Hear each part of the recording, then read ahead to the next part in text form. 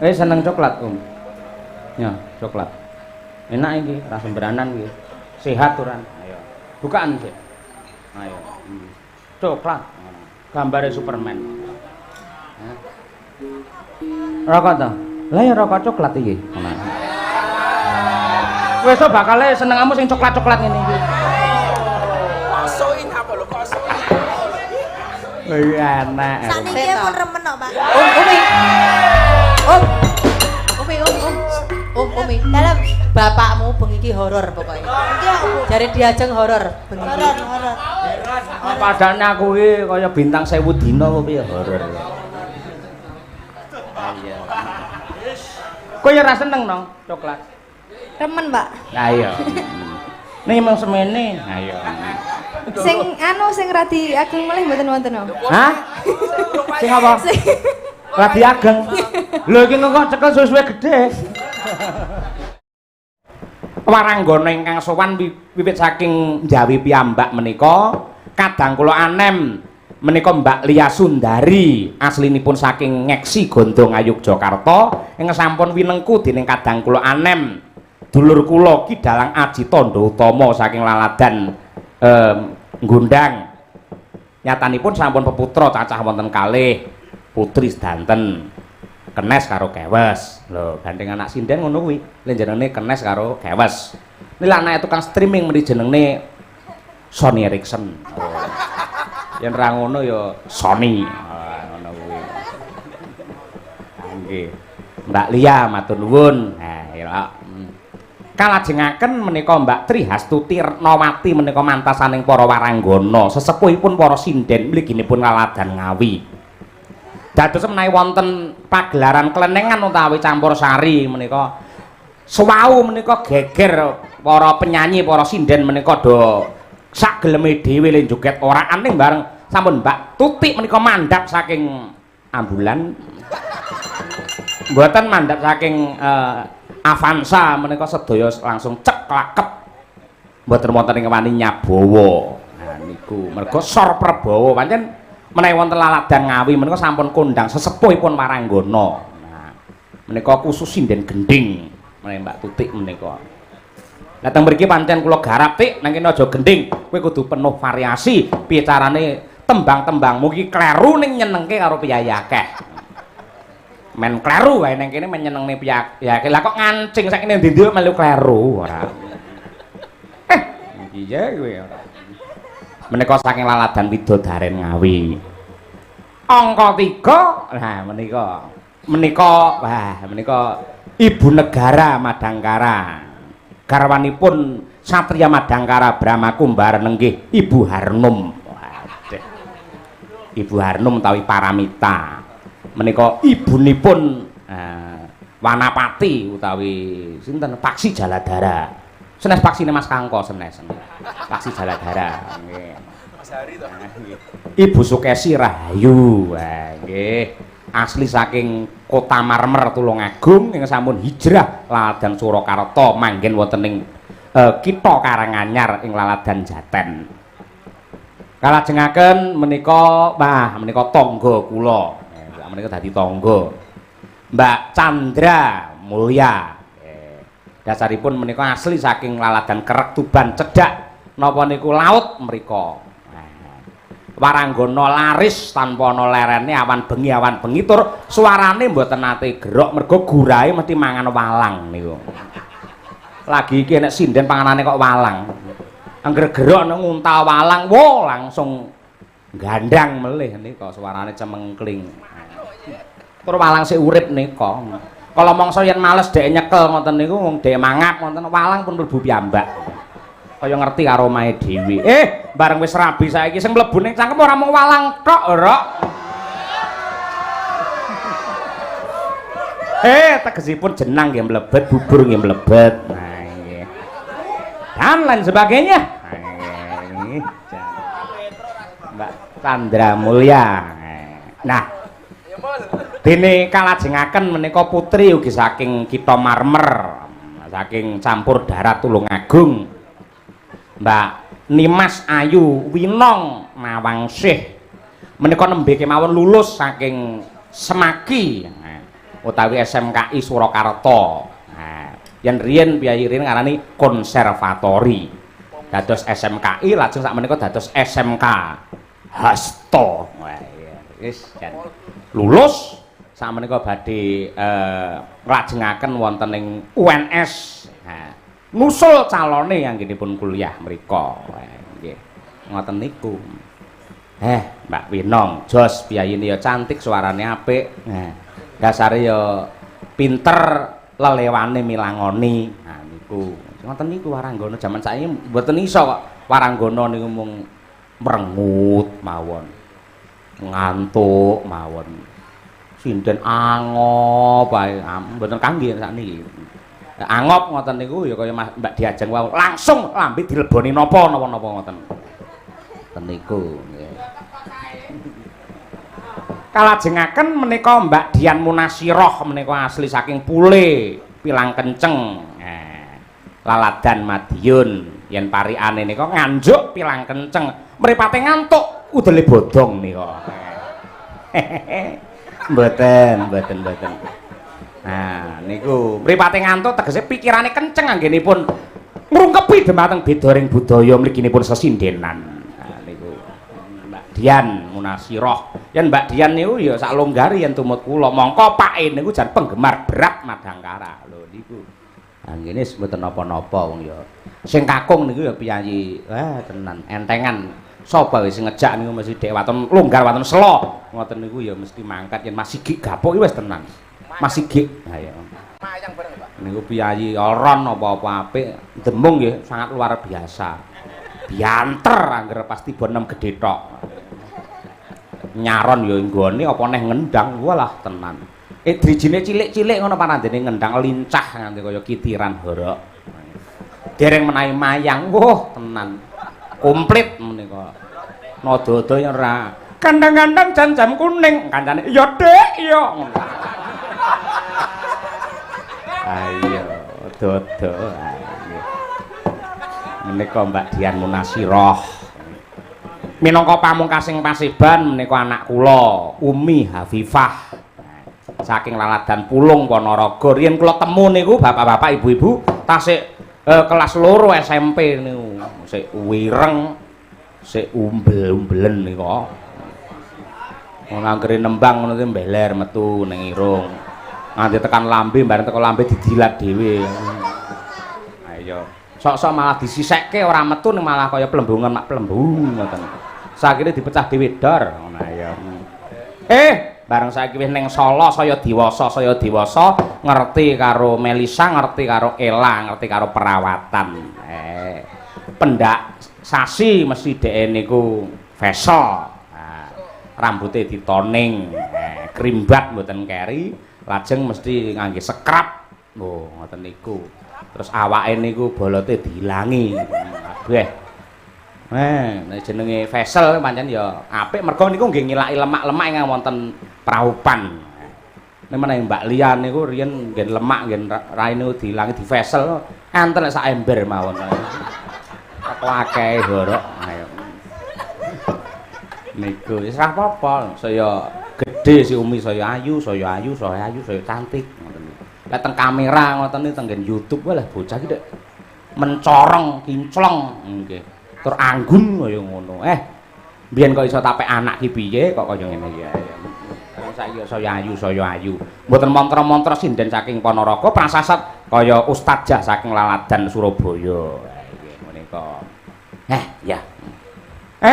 Omong dhewe ndak kaya dalang. Aku ki apa to iki malah ora. Mbak Dian Munasiroh ya, Mbak. Sing klasik dhisik. Ayo, Mbak. Syukur menawi jineman-jineman monggo merdika kemawon, Mbak. Jineman apa kula manut. Sing baku jenengan niku remen, atine lega. Nah, kanca-kanca nggih saged ngiringi. Nah, sampun ngantos ngaturaken jineman Isabella mboten saged menika. Klambi lurik nggih coba. Kene wis ketok lambene. Wik lambi lurik. Yo, Mbak Munasiroh. Yo, Nduk, Yan.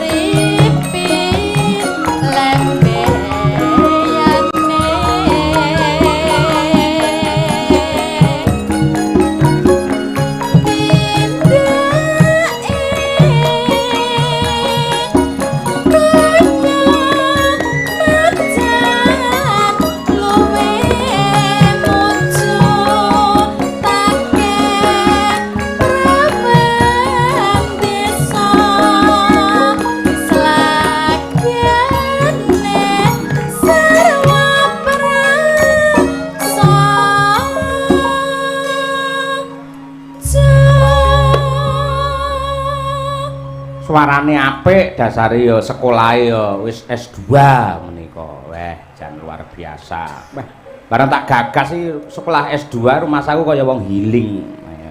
Dolan ae ora. Aku mbiyen nggih ngoten kok. Teko Jakarta ni dolan. Weh lah nang ngono pethuk karo Cah Ayu. Jebul Bukesi. Lah. Yo.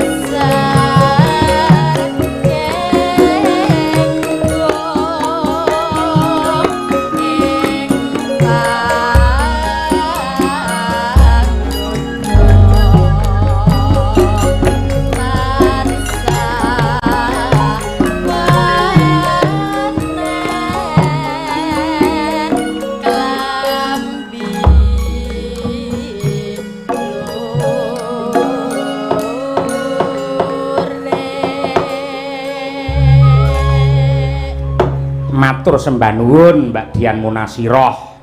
Mirasa pancen ya le ngudi karo ngelmu sesindenan iki tenanan kuwi Mbak Dian kuwi. Ya apa? Nganti meguru tekan ngendi-ngendi. Ha iya, bot-bote kepengin ngangsu kawruh ngudi ngelmu ing bab tembang gending karo kawruh-kawruh sing magapokan karo karawitan lan sindenan. Ha iya luar biasa. Kudu kaya ngono kuwi. Aja nganti mandeg, aja nganti kendhu, aja nganti nglukur anggenipun nyinau kalian bab kabudayan. Mergo sing jenenge ngelmu seni niku yen dioyak malah saya adoh, yen dikedhuk saya jero. Wong niku saya akeh kawruh ing bab pedalangan karawitan niku malah saya wedi ketok rumangsa saya bodho. Jebul kawruh babagan pedalangan lan kesenian karawitan niku malah jembar tebane. Ngono ya, nggih ngoten niku. Pepeling mau ana sing ngersake. Ya, ya aturake siji mboko siji.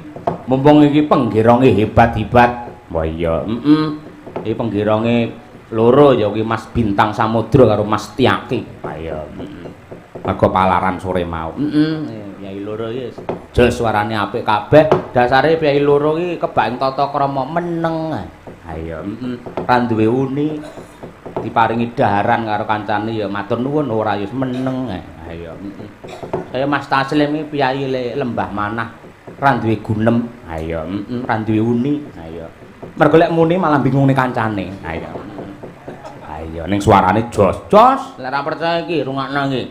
Bawa pepeling dandang gula iki pamundhut men diaturake karo Mas Taslim karo Mas Joko gentenan. Ya. Monggo Mas Taslim dipun aturaken. Fasitoti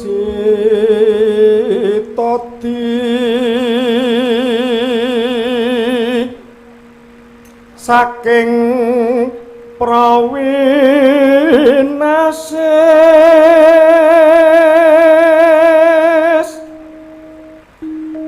ngelingono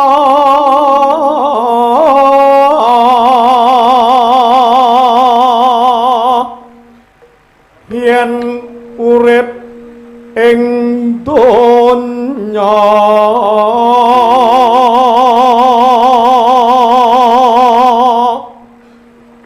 bebasan mung mampir ngombe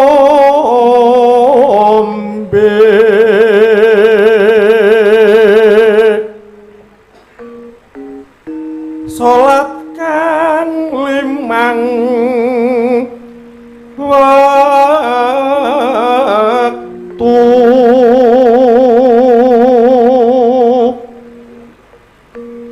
kudu tansah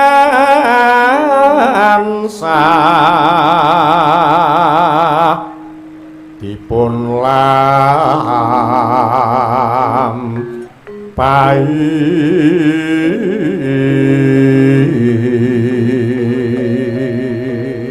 Oper Mas Joko Sulis. Iya, Mas Joko ya dalang hebat. Ya, wayange ya becik-becik apik-apik mendasari ya trah Klaten. Ha iya, Yuk. Iku cagak agama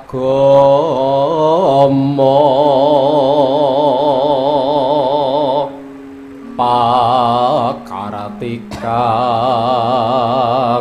luhur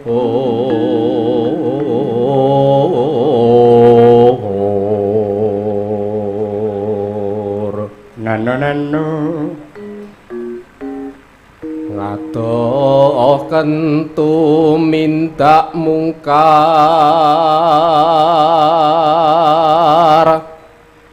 yakti urip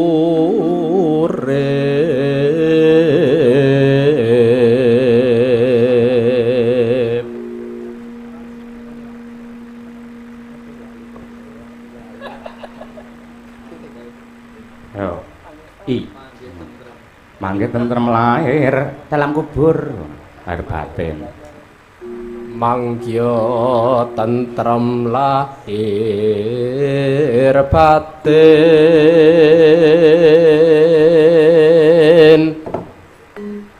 bejo donya akhirat.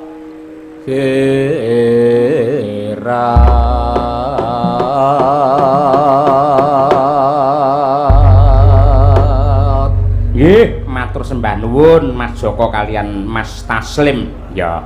Ya diaturake pepeling karya Abdi Solo Ki Haji Anom Surata nyenyuwun marang purbane Gusti gandeng panjenengan iki maestro dalang. Muga-muga Pak Anom tansah pinaringan seger waras sehat kuat anggene momong karo para seniman ya berkah panjang yuswa. Ngono kuwi. Mangga Cak dipun aturaken pepeling. Dados.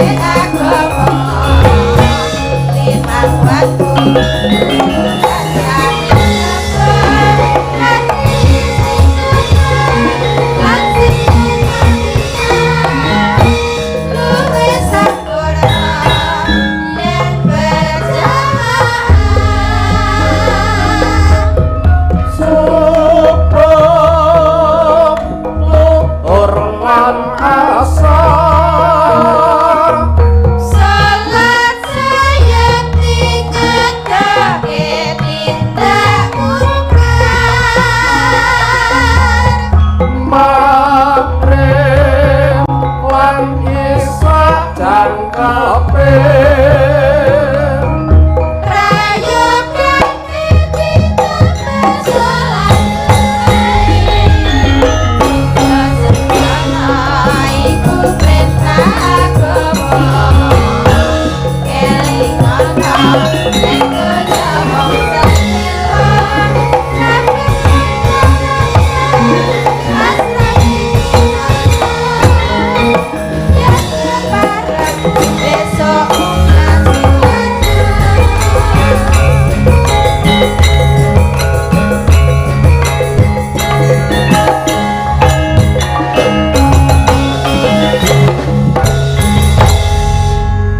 Terima kasih.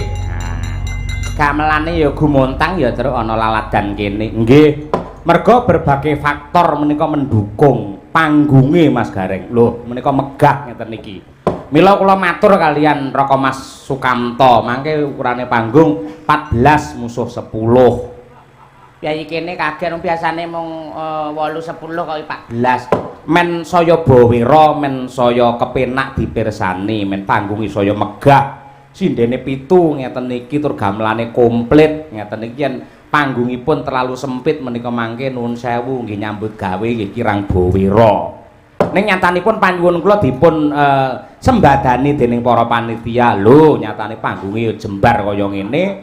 Sing kudune iki apa jenenge cunduk nggih dhuwur kae ukir. Wah, pripun lek mboten kepasang niku mergo sundul nyatanipun saged direka supados saged nuwun sewu menika kepasang.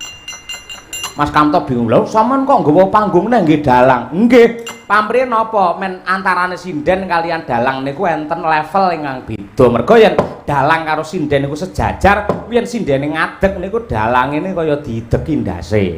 Lah ngaten iki kan enek kaceke nadyanto berapa senti mbuh 20 utawa 30 senti enten kaceke. Tur men penonton niku saged jenak pinarak, ada komunikasi yang baik antarane dalang kali para penonton niku, pancen ketinggian panggung menika nggih penting. Yen terlalu tinggi kaya sok-sok niku men marem wayangan niku panggunge orkes dhuwur sak meter. Ngoten niku nuwun sewu malah ngrekasake sing mirsani mergo kudu ndangak, ngrekasake sing mayang mergo niku kurang komunikatif, noleh nyewa suwung tengen suwung. Niki semanten niki penak kula mengo ngrika enten bapak-bapak ketinggal. Tur anggenipun mirsani niku jenak pinarak mboten kendangaan. Yen panggung nggih gamelan niku kendangaan merga pengrawit sami lenggah teng mriku sok-sok niku pejabat sing lenggah wonten wingking niku pas netranipun lurus niku malah pas bokonge penabuh mliginipun nggih dembung saron mriku. Nah. Mila yen rada ndek 40 cm utawi kaya wingi kae lho malah neng nggih nomor sewu neng praci wingi kae malah pas ngono kae 20 cm ora perlu dhuwur-dhuwur malah kepenak. Jas ngono kuwi. Ya, Mila nggih matur nuwun dumateng panitia kerjasamanya sangat luar biasa ngeten iki. Ayo hebat. Apa wae panjalukmu dituruti karo panitia. Kanca-kanca pengrawit ya ngono diumbar pokoke. Sing jenenge bakso walah tenan. Angger sak mengkok ngono kuwi glindingane enek 6 7 ngono kuwi. Ha iya, hebat. Durung babakan rokok. Wo, kanca-kanca walah tenan. Iki rokok cerdas mulane nabuh ya apik. Iya. Rokok cerdas. Lah iki pinter meningkat 2 3 4. Ha iya. Lek nganti menurun nabuhe ya elek 76. Wah iya. Aja ngono kuwi ndak malah dikira elek-elek rokok ora. Mboten iki mung Gojek. Ya. Wis matur nuwun ling Krengkuh sangat luar biasa. Wis ngene iki sing apik. Nggih. Mergo yen panggunge megah, sone kepenak, tendane apik, panitiane sangat gemati karo dalang. Dalang ngene iki wis ora nggatekke mawi lunas porong bayarane pira mboten digagas, ning anane semangat karo semangat diwimbui penonton sing wis jam 2:30 isih semanten kathahipun kula matur nuwun. Mugi-mugi anggenipun mirsani wayang ngantos tutuk diparingi tutuk anggenipun momong putra wayah sedaya. Ya, sembah nuwun. Yo, Umi Hafifah iki nang kene akeh penggemare iki. Ayo. Mau ono sing ngersake gandeng nang kene Kyai kene wis ngarani Ratu Pudang Kuning teko. Ayo, iki ya diaturake gandeng enek pamundhut Pudang Kuning. Ya. Mau kok mong sinom. Ya kala mangsa ya ben nembang klasik ngono. Iya, dadi ben apa-apa ya iso. Ya. Ya Nduk, ngadeg Nduk, Om. Nadyanto kowe ben bengi nembangke Podang Kuning sampeyan aja nganti bosen jeleh mergo iki pancen ditresnani karo para pamirsa penggemar sampeyan ngono. yen ra krungu podang kuning sakjroning sedina sewengi do meriang. Ayo, Saya Bu Sumartinah saka Kulon Praga. Walah. Anggere Umi rada dicacat karo wong dheke le mbelani mati-matian. Ayo, Anak lho piyayi sepuh kuwi sing nuwun sewu karo Umi tresnane ra umum mesti njaluk distelne apa ki TV ning daleme. Angge Semar TV ki langsung kena nggih apa ki nyetel YouTube kae. Nyetel Umi le nembang bar kuwi karo ngekep fotone Umi nangis. Ayo. Mergo trenyuh kedanan karo swara, kedanan karo kagunan. Iya, kaya ngono kuwi jenenge kanugrahan saka Gusti sing diparingake marang Umi ngono kuwi. Mula ya wajib disyukuri. Rasah neka-neka sinau sing pinter manembah karo Gusti aja nganti lali. Aja apa kuwi mendem lan kepengin golek senenge dhewe lan mareme atine dhewe. Perkara pacar wong lanang ora sah kok pikir. Tenan. Nggih. Tenan ya? Nggih, Pak. Mergo sampean tak ibaratake kaya gedang sing wis suluh. Aja nganti dipangan karo codot-codot sing tanggung jawab. Lah ora. Nggih. Heeh, ngono kuwi. Ya Om ya. Nggih, Pak. Heeh, ngono wis luar biasa tenan, Nduk. Elok. Dasare ya iki sok rabi entuk sapa ya calone. Ayo. Mbah pirang puluh tahun yang akan datang harus sapa? Wowot. Heeh. Malah karo Wowot malah uripe dhek iso pinayungan. Ayo. Ya Om, Asmarandana. Ya. Tetep diaturake sing semangat, Nduk. Ya. Natian wujud bemong peksi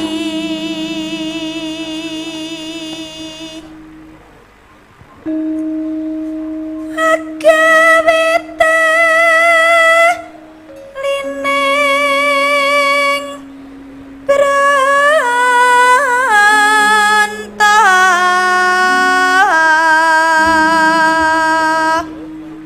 lining halus manis nangsa make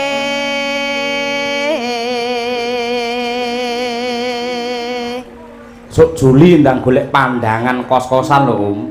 nggih Pak. Syukur yen sampean gelem manggon jaten ra apa-apa. Mergo karo Bu Kesi sok jular dirubuhke. Didekne kafe. Ora. Iki apa ki dandani direhak mergo ki ra tau apa jenenge ra tau. Cara wong ra tau sehat dandan wae. Ayo bangunan lawas. Didandani sing apik. Ayo, terus sing kos nang kono kuwi ya dipilih sok. Ayo. Sing ayu-ayu. Ayo, Calanang ora entuk mlebu kos kono. Ayo. Kecuali sing duwe. Ayo, wis. Kuwi. Elek ora. Salah.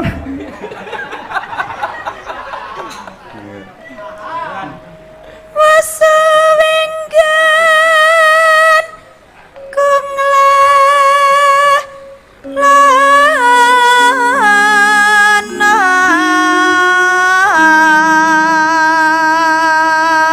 Wis tak gambar kok pokoke lantai 1, lantai 2 besok nggih kamar-kamar ngono kuwi. Lantai 3 nggih kolam renang. Wah, elok. Ya renang ya, pokoke ning syarate cah kos kono cah wedok-wedok entuk renang ning kudu ra entuk gawe baju ndak reget. Ayo, ngono. Kudu nik-nik. Ayo. Nonano. golek isi podang jenar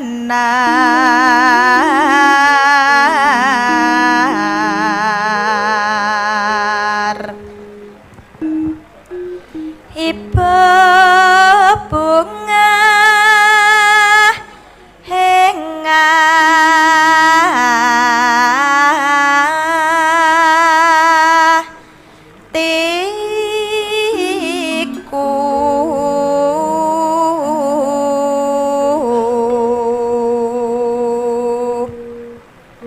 nyanding bisa dadi Miner, Nduk. tombol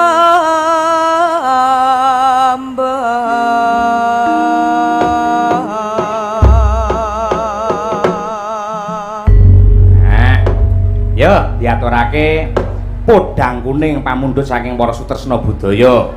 Ugi kula aturaken dumateng sedaya para lenggah ing tasih kepareng wungon wonten ing mriki lan ugi ingkang kepareng mirsani lumantar streaming sugeng nglaras sugeng midhangetaken. Mangga. Esuk awane ngomah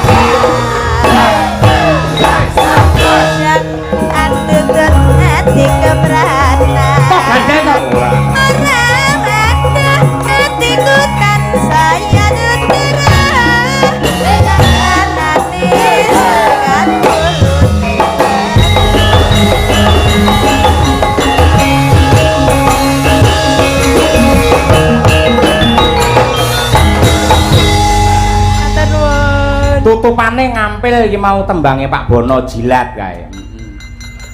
Jaman sik kowe, iki sik aku mbiyen penggironge. Ayo. Cacah urung apa-apa kuwi. wis cilet. Wis ngono kuwi ayo. Terbang melayang menuju awan. Ayo. Itu Paiman. Ayo. Anoman le. Heeh, adike Paiman. Loh kok lungguh sik Iki nek pamundhut meneh kadung tresna. Wah, iki lagune akeh banget iki. Ayo. Kijar. Iki kas iki nggih kanca-kancane. Nah. Ayo Blitar, ning sik to sing alus dhisik. Ayo. Iki ana sing ngresake Sugeng Dalu, Pak Dalang, engko dilikke lho aku sing lali. Nek duwike beban aku. Ayo. Saking kula Pak Surwedi, Bakso Rudal Ndlopo Madiun. Nyuwun gendeng lagon langgam kadung tresna. Menawi dateng Madiun katuran pinarak. Nggih, nuwun. Mangke katuran tindak malam Minggu tanggal 24 kula sak kanca sowan wonten ing Radio Madya FM Madiun. Wae kagungane Pak Dr. Yuswanto. Ya, biyen. Nggih, matur nuwun. Yo anu mboke karo anake sik iki kadung tresna iki bawane iki cah loro iki. Ayo. Turun neh Om karo Bu Kesi. Ayo. Wis akeh iki lagune iki. Ayo. Toh sik pirang-pirang. Ayo. Sesik Dumanurung. Oh, terus mau wonten sing nyuwun gedruk. Napa niku jenenge? Mbak Rawe. Mbak Rawe gedruk. Wis tak catet kabeh wisan aja kuwatir. Serampat ya ana. Awake dhewe sing ngantuk-ngantukan wae ya. Nggih, Bu. Iki uyung ya ana. Ayo wis to engko. Ayo. Sitok-sitok sik. Ayo. Yo, dibawane iki bawane karyane Bu Kesi. Yo. Yo, mbok sik, yo.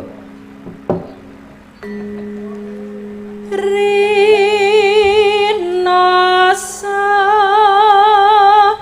sayang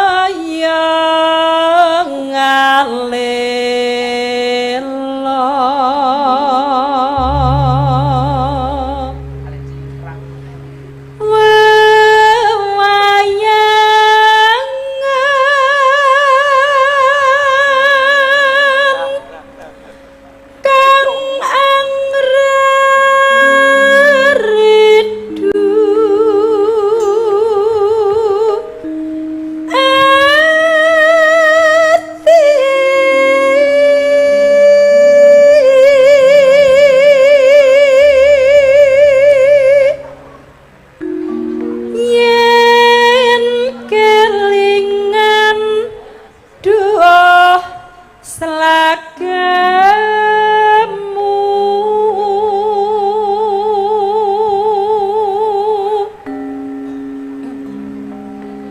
atiku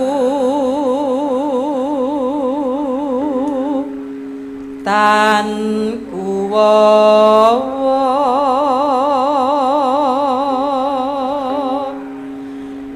pamikirku tan jemu tumanam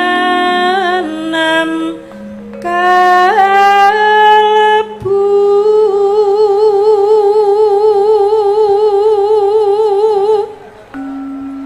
rasaku wis kadung tresna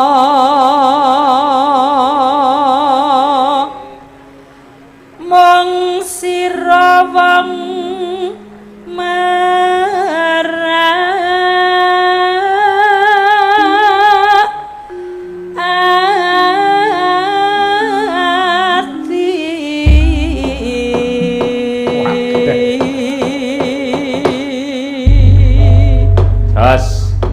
wong bantunan mbakmu. Ayo. Lamat wis katon tejane yen berangkatan menjara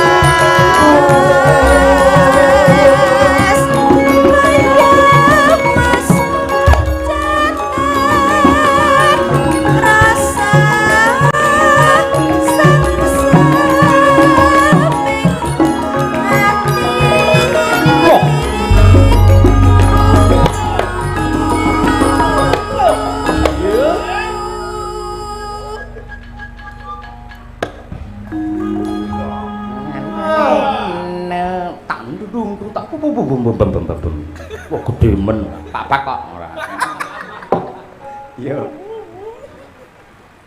Pacane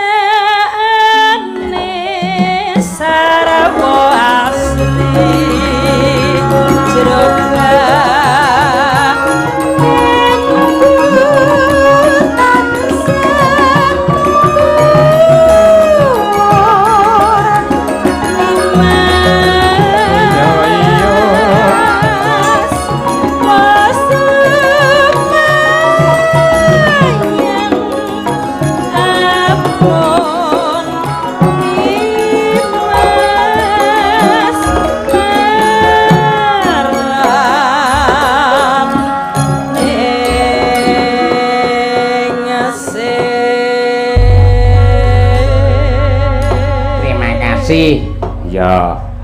ya pamundhut meneh Blitar mau rumangsane mau jane jejere jam 09.00 ya Truk ha iya kaya mengsa weleng-welengan ning mburi ha iya golek ana sing marai suwi apa jane perange jane ya diluk nyuk ha iya wong tuwa ha iya apa ya sing duwe ayo men mongko panitiane wis bergas lho ora kakean sambutan 08.30 sambutan jam 09.00 wis awake dhewe iki bedol kayon ayo kaya meksa tetep kurang wektune pancen nyambut gawe iki ya yen atine seneng penontonnya merespon penontonnya apresiatif oh nyambut gawe pancen suwe kaya apa tetep kaya sedelo ayo Mbak Paone ngono. Oh, bener gara-gara bakul bak pao lho. Ayo, terima kasih. Yo, Blitar diaturake. Yo kanca-kanca, bebarengan rakyat sak Ramban diratani wae. Ya, Monggo, Cok, Blitar kutha cilik sing kawentar. Dados.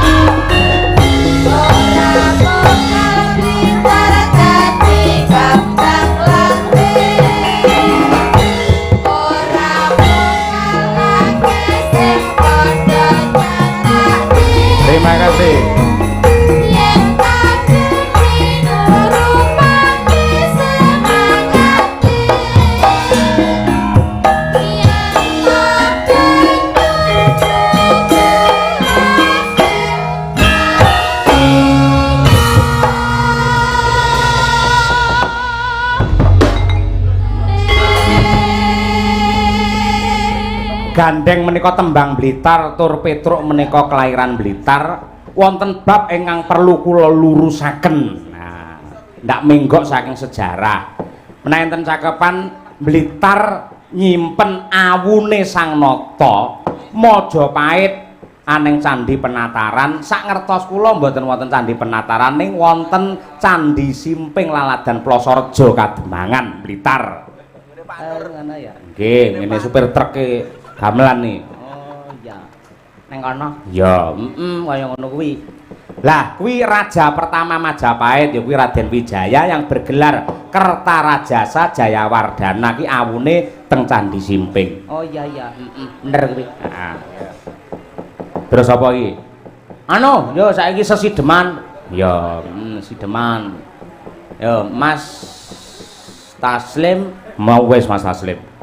Sinden ganti. Oh iya sinden. Anu. Mbak Winong, ya nong. Ah, ya nong.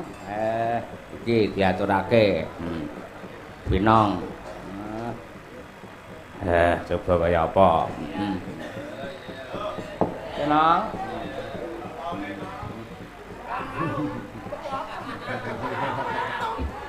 Ayo. Aja disebul. Wah, Ngecek, Pak. aja disebul, miki menure padha sebul didilat.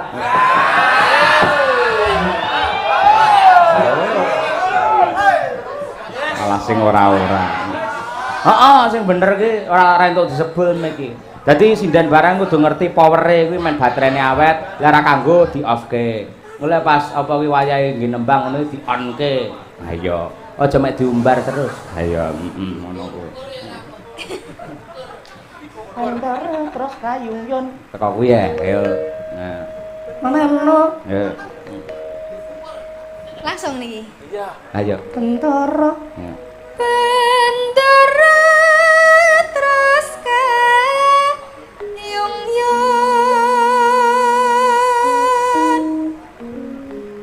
selendang kuning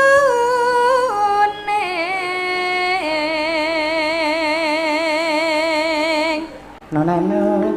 kang saking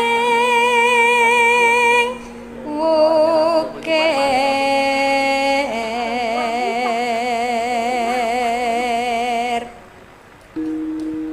Nono.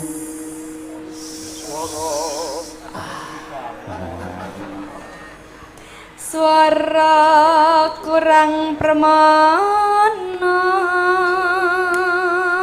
Nono. ning wasis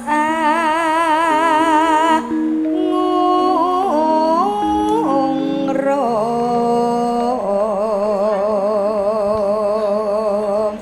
Seneng coklat, Ya, coklat. Enak iki, rasa beranan iki. Sehat turan. Ayo. Bukaan sih. Ayo. Coklat. Gambare Superman. Rokok to? Lah ya rokok coklat iki. Wes bakale senengamu sing coklat-coklat ngene iki. Kosoin apa lo kosoin? Wih, enak. sakniki pun remen kok Pak Umi. Dalam bapakmu bengi iki horor pokoknya. Jare diajeng horor bengi iki. horor Padane aku iki kaya bintang 1000 dina apa piye horor. Iya. Kowe ya ora seneng nang coklat. remen Pak Lah iya. Ning emang semene. Ayo. sing radi ageng melih mboten wonten no Hah? Sing apa? Radi ageng. Lho iki kok cekel suwe-suwe gedhe. Ayo. Wong edan ora. Bocah lugu-lugu ora. Ya nang. kula sing marahi Mas Sulomo Oh. Aja manut biksu kowe ora. Ya nang. angung marang bendara tiah sulestya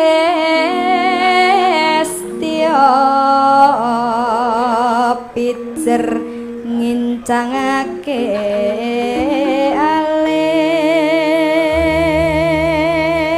aja saru-saru lho, Truk. Ora saru ngene iki. Ngene iki sing ngerti mung piyai-piyai sepuh yen bocah-bocah ora enek sing ngerti. Sing jenenge saru pamane aku langsung apa kuwi cekmol jenenge iki. Lah kuwi saru ngene lho. Ngene kan lagi nyerempet-nyerempet kari iki asosiasine wong iki nang endi ngono kuwi. Ora apa-apa ya ora apa-apa. Kuwi malah apa kuwi barang wedok kok celuk mak nyek ngono malah kuwi saru jenenge. Wes meneng ora. Kowe dadak dicontoni wing kok mesti ora. Galak aku. Gampang ora kena ditegake. Ayo. Anggere kuwi lho jenenge angger bar joget awan iki apa-apa kendel lho. Kae.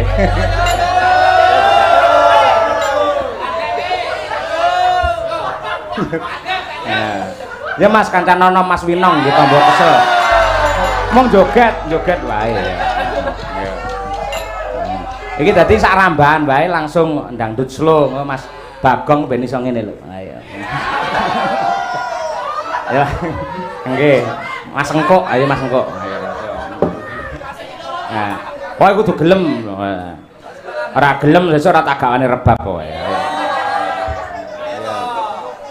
Tak cepaki, ayo. Ya nang mesti wani iki kok sampean terus wis ngono langsung ngadeg ngono. Ayo. Ayo. Terus Mas Edi kan Mas? Ya Mas. Monggo Pak, legane kancane ganjarane gede Mas.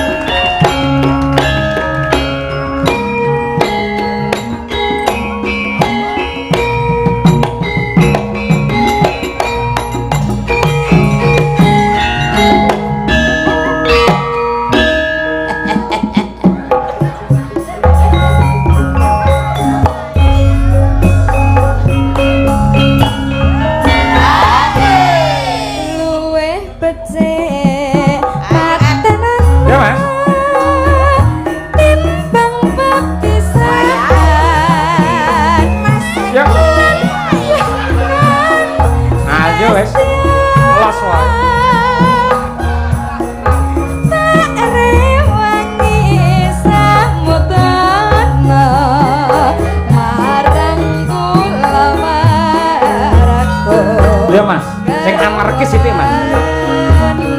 Lah iki mesti. Oh.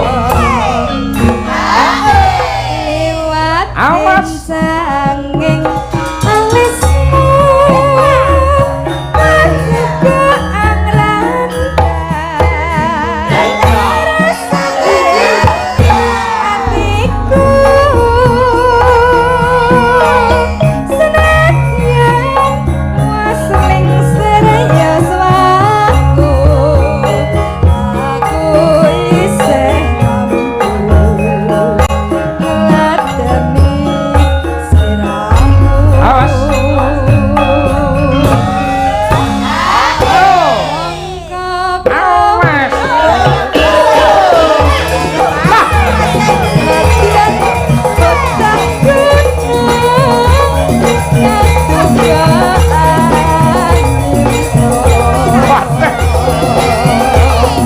Besanan juga nih.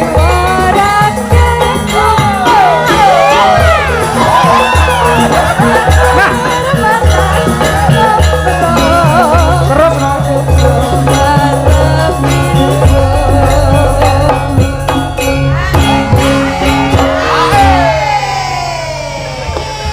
Sing ngene kae lho. Lah, ngene lho. Sawer adalah. Sawer Mas Edi disawer sik. Beres ngono lho, tintakne sik no. India, gerak India, ayo. Arab, ayo. Urip ana.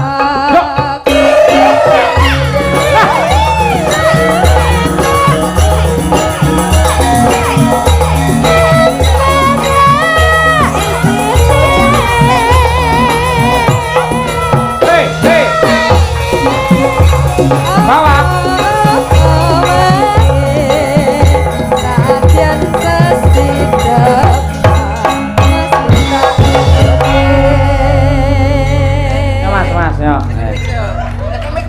Kena nggih nukokke wafer lambang. Nggih sami-sami. Pokoke engko lek pas prei ngono bar tanggal selawe sampean tulung ngundang pelatih tari neng omah dhewe ayo.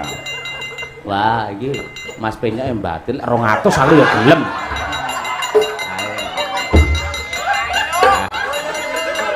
Neng kose ayo. Di maneman sih ayo. Kadung ngadeg ya urung. Esuk bengi genti, di maneman. Kowe petang bengi nggih tambah kesengko siji-siji. Ayo. Aja gleleng liyane, engko tetep entuk giliran. Besok genah Penyok. Waduh, ra mangkat aku. Oh, ra mangkat tak ceklek trompetmu lho, ra. Yo, pelok genti. Ngersake lara wuyung iki, Mbak Diajeng, ya Jeng.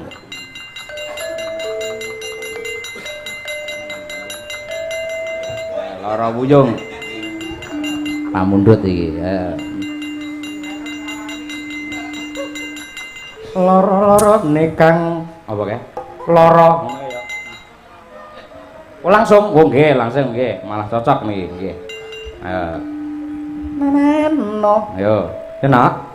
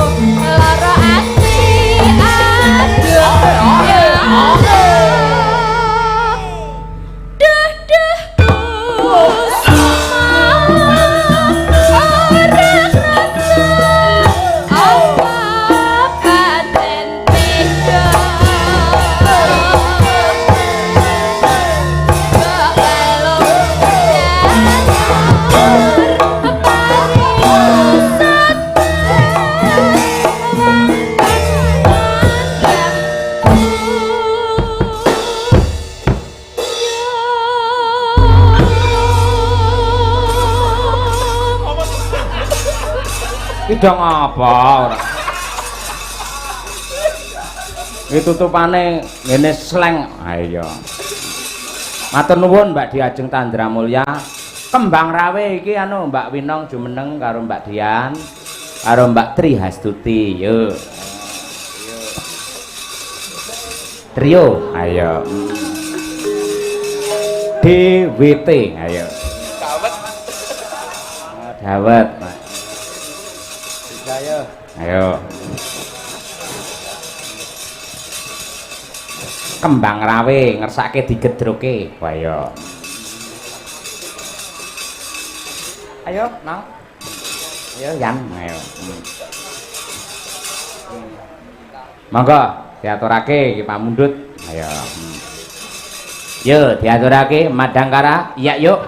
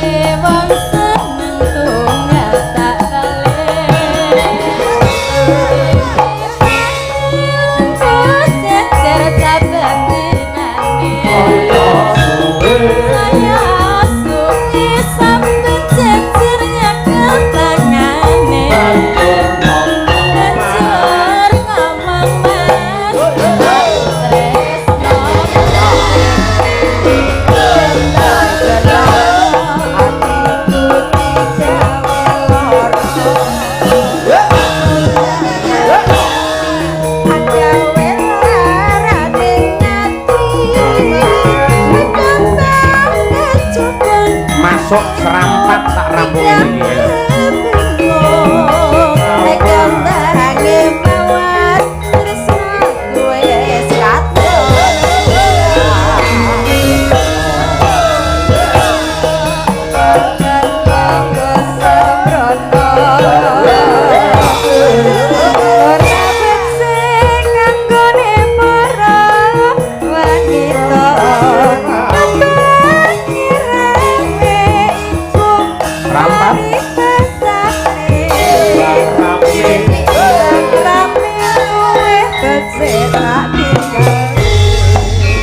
Tetap neng kono joget tulung agungan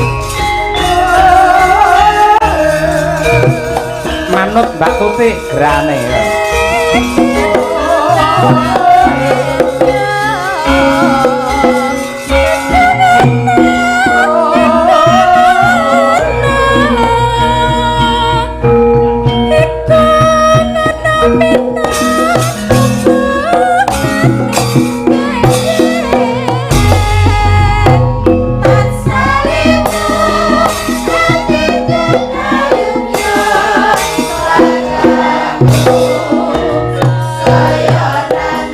Saya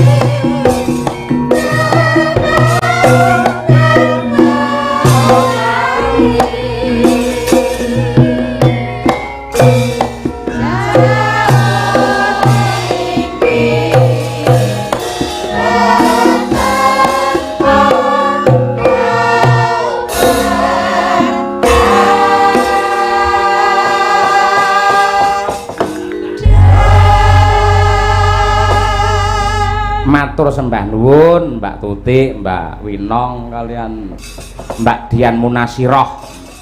Mesti isih ana lelagon pamundhut sing urung diaturake nyuwun pangapunten ya, terus merga wektune. Nggih.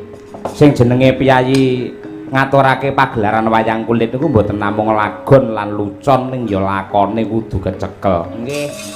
Yen ana kurange nyuwun pangapunten ingkang kathah, mbok menawi sanes wekdal saged pinanggih silaturahim melih. Ya. Ya mbacutne gelaring cerita nderek nyang kuyung pepunden Pandhawa anggene bakal nganakake sesaji suci Raja Suya.